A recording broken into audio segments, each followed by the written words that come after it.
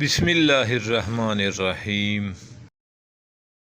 جس گھر میں نہ چاکی نہ اتفاقی اور لڑائی جھگڑے کی فضا ہر وقت قائم رہتی ہو تو اس مقصد کے لیے گھر کا کوئی بھی فرد باوضو ہو کر 21 مرتبہ سورۃ فاتحہ اول آخر درود پاک 11 بار پڑھ کر گھر کے تمام افراد پر اور گھر کے کونوں میں پھونک مار دے، انشاءاللہ گھر میں امن و سکون قائم ہو جائے گا۔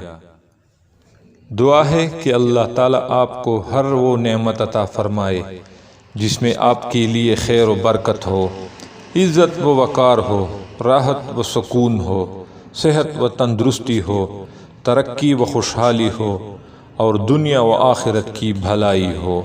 آمین آمین یا رب العالمین۔